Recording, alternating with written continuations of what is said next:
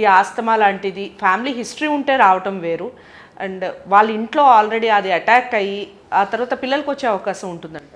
Exactly, అంటే genetic కదా.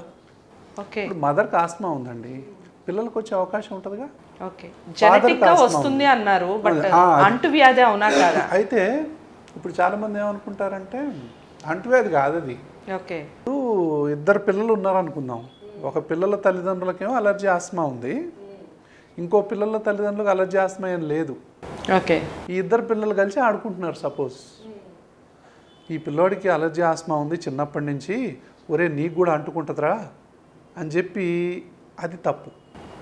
Allergy Asma అంటుకునే జబ్బుగానే కాదు.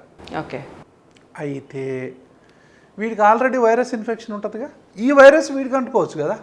ఓకే, వీడికి వైరల్ ఇన్ఫెక్షన్ రావచ్చు, దాన్ని ఆస్తమాగా భ్రమపడితే తప్పు. మళ్ళీ ఇప్పుడు మన కరోనా వచ్చినాక వైరస్ ఎట్లా స్ప్రెడ్ అయ్యేదో అందరికి అర్థమైపోయింది కదా. అవును.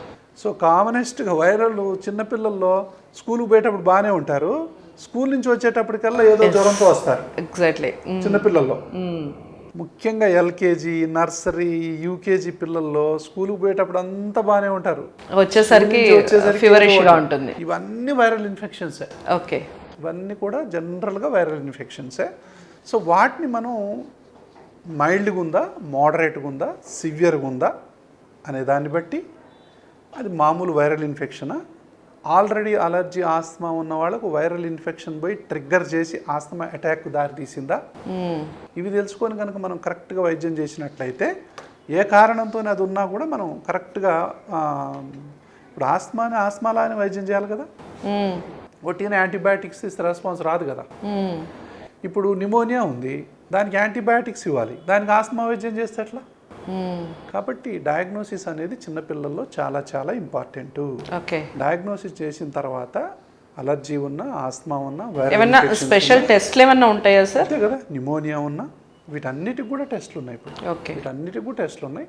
దాన్ని బట్టి పిల్లల్ని జ్వరాలు విపరీతంగా వస్తున్నాయి, వైరల్ ఇన్ఫెక్షన్స్ వస్తూ ఉన్నాయి, ఇది బ్యాక్టీరియల్ ఇన్ఫెక్షన్స్ కూడా దారితీస్తాయి, దీనివల్ల న్యూమోనియాకు కూడా దారితీస్తాయి, అదే అలర్జీ ఆస్మా కూడా దారితీస్తాయి. కాబట్టి దాన్ని బట్టి జాగ్రత్తగా సరైన డాక్టర్ని సరైన సమయంలో సంప్రదించి సరైనటువంటి వైద్యం తీసుకున్నట్లయితే పిల్లల్ని సీరియస్ కాకుండా మనం కాపాడుకోవచ్చు, లేకపోతే అడ్మిషన్ పరిస్థితి దాకా వెళ్ళిపోద్ది అనమాట. ఇది మీ పాత నగ,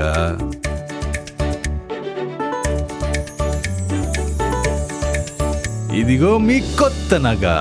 పాత నగకు సమానమైన బరువుకు 5 నుంచి 11 నెలల్లో కొత్త డిజైన్ లో నగలు తీసుకోండి. మీ పాత నగలిస్తే చాలు, దీనిపైన నయా పైసా ఇవ్వాల్సిన పనిలేదు. ఈ మ్యాజిక్ మీ లలితలో మాత్రమే.